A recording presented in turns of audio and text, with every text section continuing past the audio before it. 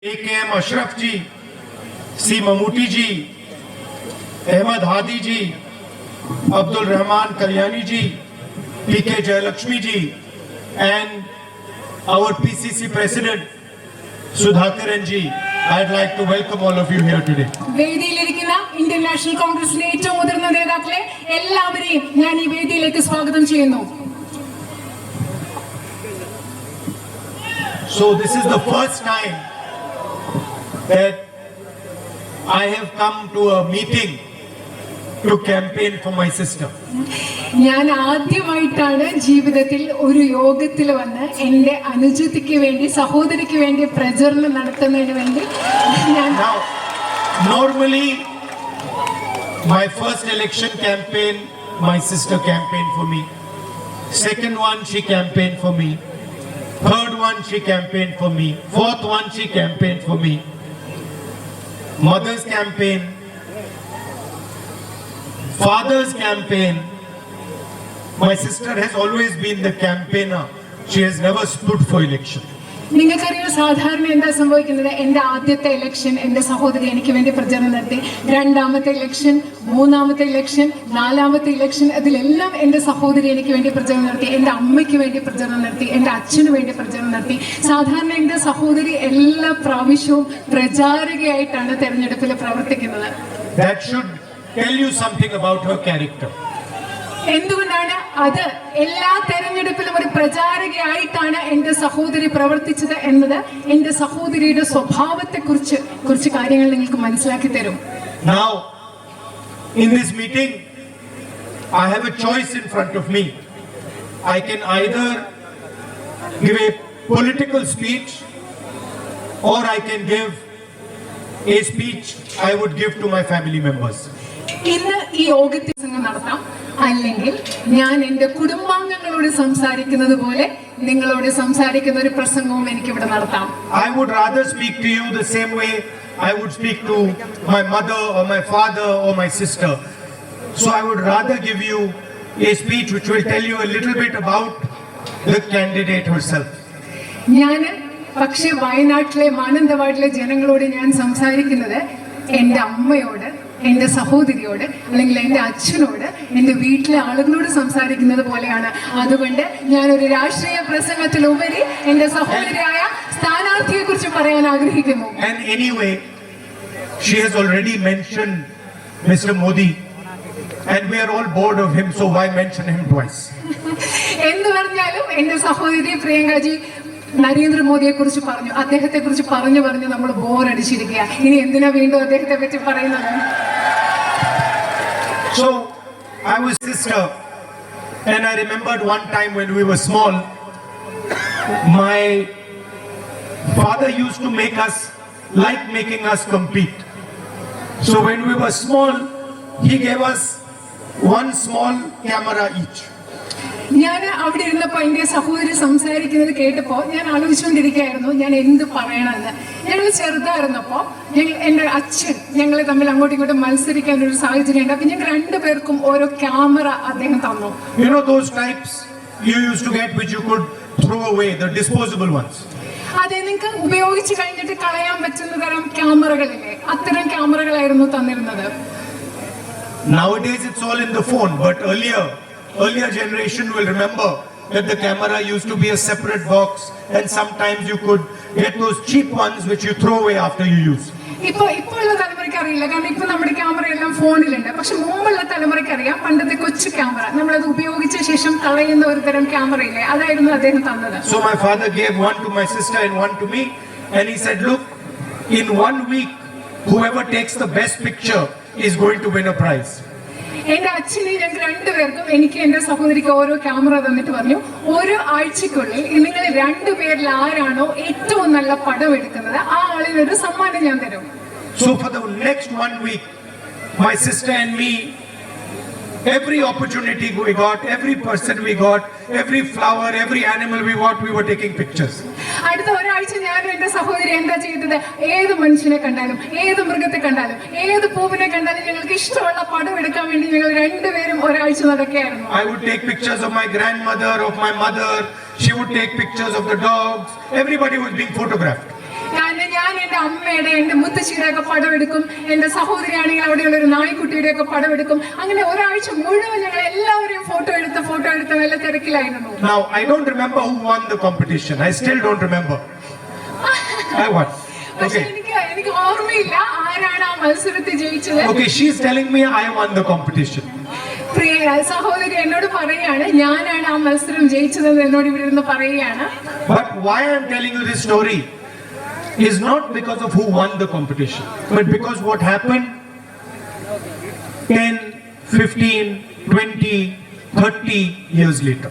ഞാനിന്ന് നിങ്ങളോടത് പറയുന്നത്, ഈ കഥ പറയുന്നത് മത്സരത്തിൽ ആര് ജയിച്ചു എന്നതിന്റെ പേരിലല്ല, പക്ഷെ 10, 15, 20 വർഷങ്ങൾക്ക് ശേഷം, 30 വർഷങ്ങൾക്ക് ശേഷം എന്ത് സംഭവിച്ചു എന്ന് പറയാൻ വേണ്ടിയാണ് ഞാൻ ഈ കഥ പറയുന്നത്.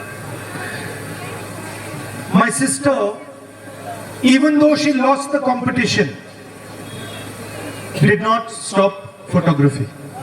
എന്താണെന്നറിയോ, എന്റെ അനുജത്തി ആ മത്സരത്തിൽ ജയിച്ചില്ല, പക്ഷെ എന്നിട്ടും ഫോട്ടോ എടുക്കുക എന്നുള്ളത്, ഫോട്ടോഗ്രാഫി എന്റെ അനുജത്തി സഹോദരി ഉപേക്ഷിച്ചില്ല. She persevered, she took photographs, she learned how to take photographs, and today I can confidently say she's a much better photographer than me.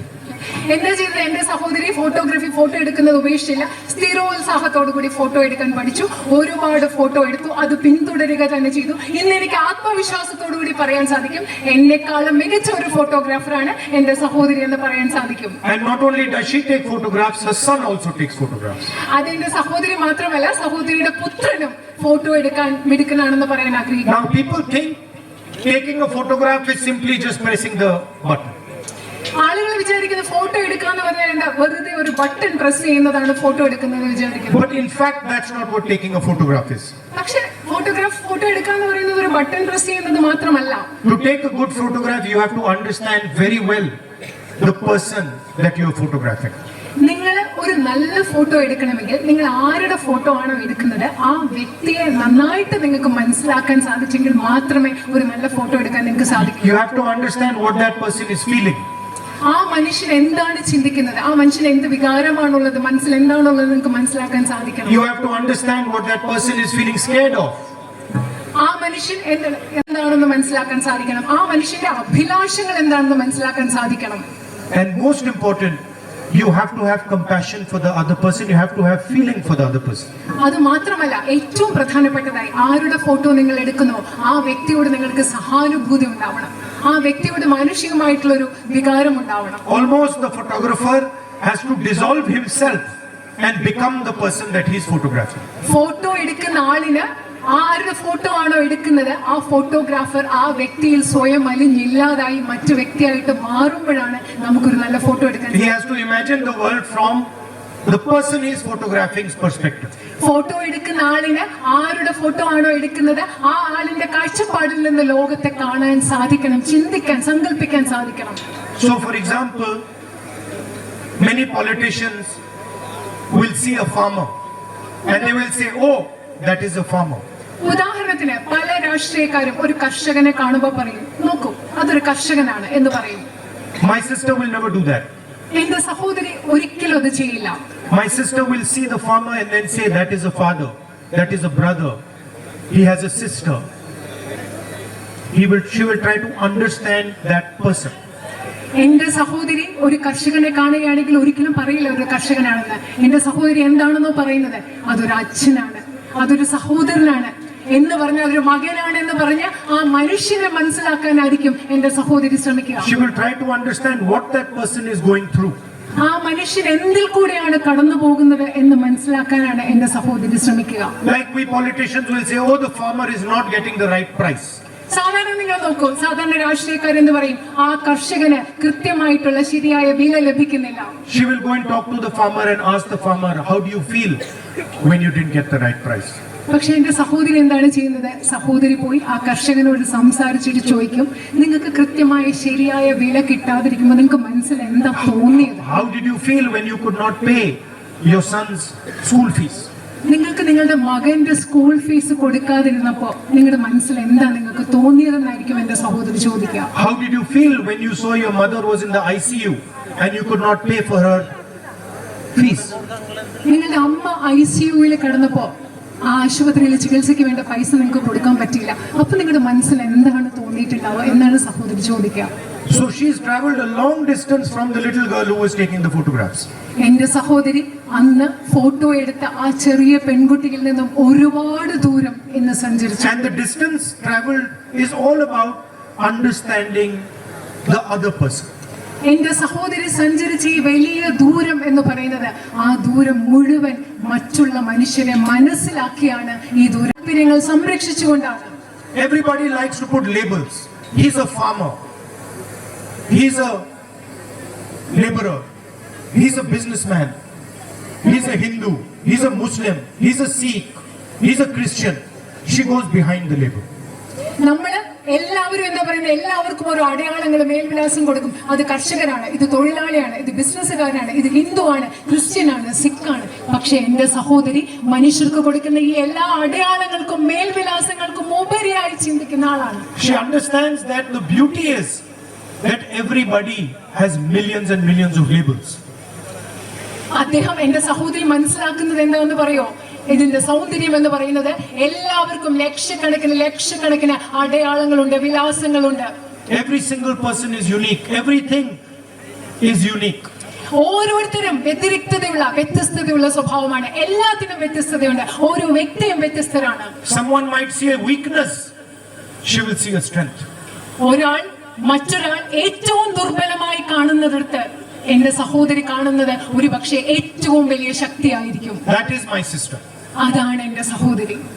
Now I am lucky to have her as a sister. I am lucky to have her as a sister. ഇങ്ങനെ ഒരു സഹോദരിയെ ലഭിക്കാൻ ഞാൻ ഭാഗ്യം ചെയ്തിട്ടുള്ള ആളാണ്. Now you are also lucky to have her as a sister. ഇപ്പൊ ഞാൻ മാത്രമല്ല, എന്റെ സഹോദരിയെ സഹോദരിയായിട്ട് കിട്ടാൻ നിങ്ങളും ഭാഗ്യം ചെയ്തവരാണ്. And she can do more roles than me. She can do more roles than me. ഒരുപാട് കാര്യങ്ങൾ എന്നെക്കാളും കൂടുതൽ സഹോദരിക്ക് ചെയ്യാൻ സാധിക്കും. I cannot be mother, she can be mother. എനിക്ക് അമ്മയാവാൻ സാധിക്കില്ല, പക്ഷെ എന്റെ സഹോദരിക്ക് അമ്മയാവാൻ സാധിക്കും. Right? So she is going to be like your sister, like your mother, like your daughter. എന്റെ സഹോദരി നിങ്ങളുടെ അമ്മയെ പോലെ ആകാൻ പോവുകയാണ്, നിങ്ങളുടെ മകളെ പോലെ ആകാൻ പോവുകയാണ്, നിങ്ങളുടെ സഹോദരി ആകാൻ പോവുകയാണ് എന്റെ സഹോദരി. And sometimes I am a little more logical. ചിലപ്പോ ഞാൻ എന്റെ സഹോദരിയെക്കാൾ കുറച്ചുകൂടെ കാര്യകാരണ സഹിതം യുക്തിപരമായി ചിന്തിക്കുന്ന ആളാണ്. But she is more emotional than me. പക്ഷേ എന്നെക്കാളും വൈകാരികമായി ചിന്തിക്കുന്ന വൈകാരികതയുള്ള ആളാണ് എന്റെ സഹോദരി.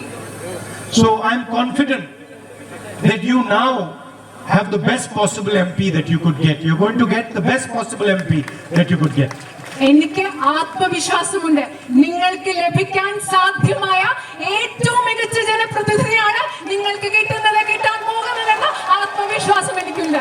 She is not going to let go of any problem that you put in front of her. നിങ്ങൾ എന്റെ സഹോദരിക്ക് മുൻപിൽ കൊണ്ടുവരുന്ന ഒരു പ്രശ്നവും പരിഹരിക്കാതെ എന്റെ സഹോദരി ഒരിക്കലും അത് പരിഹരിക്കാതിരിക്കാൻ പോകുന്നില്ല. Like the little girl who didn't let go of the camera for 35-40 years and learned how to use the camera and became better and better at it. She's not going to let go of your problems. എങ്ങനെയാണ് ഒരു ചെറിയ പെൺകുട്ടി 30-35 വർഷം കയ്യിലുണ്ടായിരുന്ന camera കളയാതെ അത് പരിശീലിച്ച് മികച്ച ഒരു ഫോട്ടോഗ്രാഫർ ആയത്? അതുപോലെ ഒരിക്കലും നിങ്ങളുടെ പ്രശ്നങ്ങൾ പരിഹരിക്കാതെ, പ്രശ്നങ്ങൾ വെറുതെ വിടുന്ന ഒരിക്കലും എന്റെ സഹോദരി നിങ്ങളുടെ പ്രശ്നങ്ങൾ പരിഹരിക്കാതെ വിടില്ല എന്ന് ഞാൻ ഉറപ്പ് നൽകുന്നു. ഞാൻ നിങ്ങളോട് ഇത് പറയുന്നത് വളരെയധികം ആത്മവിശ്വാസത്തോടു കൂടിയാണ്. There could not be a better person as your member of parliament. നിങ്ങൾക്ക് ഞാൻ വീണ്ടും ആത്മവിശ്വാസത്തോടു കൂടി നിങ്ങളോട് പറയുകയാണ്, ഇതിലും മികച്ച ഒരു ജനപ്രതിനിധിയെ നിങ്ങൾക്ക് ലഭിക്കില്ല, മറ്റൊരു മികച്ച പ്രതിനിധി ഉണ്ടാവില്ല എന്ന് പറയുക. This is not a political argument I'm making. ഞാനിവിടെ നിങ്ങളോട് പറയുന്നത് ഒരു രാഷ്ട്രീയ വാദമല്ല നിങ്ങളോട് പറയുന്നത്. It's a human argument I'm making. ഒരു മാനുഷികമായിട്ടുള്ള ഒരു വാദമാണ് ഞാൻ നിങ്ങളോട് പറയുന്നത്. And in today's world, human argument is very important, has been forgotten. ശരിക്കും നമ്മൾ ഇന്നത്തെ ലോകത്ത് മറന്നു പോകുന്നത് എന്താ? മാനുഷികമായ ചിന്തകൾ, മാനുഷികമായ വാദങ്ങൾ, അത് വളരെയധികം പ്രധാനപ്പെട്ടതെന്നാണ് നമ്മൾ മറക്കുന്നത്. Everywhere you see violence, you see anger, you see hatred, you don't see humanity. നിങ്ങൾ എല്ലായിടത്തും എന്താ കാണുന്നത്? അക്രമം കാണുന്നു, ദ്വേഷം കാണുന്നു, വിദ്വേഷം കാണുന്നു. നമ്മൾ മനുഷ്യത്വം കാണുന്നതേ ഇല്ല ഇന്നത്തെ ലോകത്ത്. She is the person who went and hugged the girl who was implicated in my father's assassination. She is the person who went and hugged the girl who was implicated in my father's assassination. നിങ്ങൾക്കറിയോ, എന്റെ സഹോദരി എന്ന് പറയുന്നത് എന്റെ അച്ഛന്റെ കൊലപാതകത്തിൽ കുറ്റാരോപിതയായ സ്ത്രീയെ പോയി ആലിംഗനം ചെയ്ത ആളാണ് എന്റെ സഹോദരി. She said to me after she came back, after meeting Nalini, that I felt very bad for her. നളിനിയെ കണ്ട ശേഷം എന്റെ സഹോദരി എന്നോട് വന്ന് പറഞ്ഞ എന്താണെന്നറിയോ? നളിനിയെ കുറിച്ച് ചിന്തിച്ചപ്പോൾ എനിക്ക് വളരെയധികം വിഷമം തോന്നി. അവരെ കുറിച്ച് ഓർത്ത് എനിക്ക്. You please understand what I am saying to you. The girl was implicated in her father's assassination. She went and met her, and then she says to me that I am feeling bad for her. നിങ്ങൾ ദയവ് ചെയ്ത് നിങ്ങൾ പ്രിയപ്പെട്ട് മനസ്സിലാക്കുക, എന്റെ സഹോദരിയുടെ അച്ഛനെ കൊലപാതകം ചെയ്ത സ്ത്രീയെ, പെൺകുട്ടിയെ പോയി കണ്ട് ആ പെൺകുട്ടിയോട് സംസാരിച്ച് തിരിച്ചു വന്നിട്ട് എന്നോട് പറയാണ് ആ പെൺകുട്ടിയെ കുറിച്ച് ഓർത്ത് വിഷമം തോന്നുന്നു എന്നാണ് എന്നോട് പറഞ്ഞത്. That is the training that she has received. അതാണ് എന്റെ സഹോദരിക്ക് ലഭിച്ചിട്ടുള്ള പരിശീലനം എന്ന് പറയുന്നത്. And to me, that is the type of politics that needs to be done in India. എന്നെ സംബന്ധിച്ചിടത്തോളം എന്റെ സഹോദരി പ്രതിദാനം ചെയ്യുന്ന ആ രാഷ്ട്രീയം ഇന്ന് ഇന്ത്യയിൽ വേണ്ടത് അത്തരത്തിലുള്ള ഒരു രാഷ്ട്രീയമാണ്. Not politics of hatred, but politics of love and affection. നമുക്ക് വേണ്ടത് വിദ്വേഷത്തിന്റെ രാഷ്ട്രീയമല്ല, സ്നേഹത്തിന്റെ, ഇഷ്ടത്തിന്റെ രാഷ്ട്രീയമാണ് ഈ രാജ്യത്ത് നമുക്ക് വേണ്ടത്. This morning when we were coming here, she had a list. You give me that list? ഞങ്ങൾ ഇന്ന് രാവിലെ വരുമ്പോ എന്റെ അനുജത്തിയുടെ കയ്യിൽ ഒരു ലിസ്റ്റ് ഉണ്ടായിരുന്നു, ഒരു പട്ടിക ഉണ്ടായിരുന്നു. I'm going to show you. Here's the list. She gave me this list. ഈ ലിസ്റ്റാണ്, ഈ ഫോണിലുണ്ട് ലിസ്റ്റാണ് എനിക്ക് സഹോദരി എനിക്ക് നൽകിയത്. Where we will focus in the future. നമ്മൾ ഭാവിയിൽ എവിടെയാണ് ശ്രദ്ധിക്കാൻ പോകുന്നത്? Where we will fight for Wayanad's demands.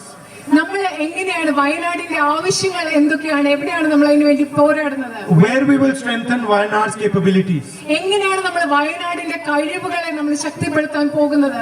And each one of these has many points underneath it. ഈ ലിസ്റ്റിൽ, ഈ പട്ടികയിൽ ധാരാളം പോയിന്റ്സ് എഴുതി വെച്ചിട്ടുണ്ട്. Food processing and storage. ഭക്ഷ്യ സംസ്കരണം, അതുപോലെ സംഭരണശാലകൾ, tourism, infrastructure. She's already started thinking about what she can do for you. അവിടെ എന്താ പറയുന്ന അടിസ്ഥാന സൗകര്യം, ഇവിടുത്തെ ടൂറിസം, വിനോദസഞ്ചാരം, വയനാടിന് വേണ്ടി എന്തൊക്കെ ചെയ്യാൻ പറ്റുമെന്ന് ഇപ്പൊ തന്നെ ആലോചിച്ച് തുടങ്ങിയത് ലിസ്റ്റാക്കി വെച്ചിരിക്കുകയാണ് എന്റെ സഹോദരി. The main fight in the country today, bigger than the fight that is taking place in Wayanad. ഇത് ശരിക്കും പറഞ്ഞാൽ ഈ രാജ്യത്ത് നടക്കുന്ന ഏറ്റവും വലിയ യുദ്ധം, പോരാട്ടം എന്ന് പറയുന്നത് is the fight for the constitution of our country. നമ്മുടെ രാജ്യത്തിന്റെ, അത് വയനാട്ടിലായിക്കൊള്ളട്ടെ, നമ്മുടെ രാജ്യത്ത് നടക്കുന്ന ഏറ്റവും വലിയ പോരാട്ടം എന്ന് പറയുന്നത് നമ്മുടെ രാജ്യത്തിന്റെ ഭരണഘടനയ്ക്ക് വേണ്ടിയുള്ള പോരാട്ടമാണ്. The protection that we get, the greatness of our country, all emerges from the constitution.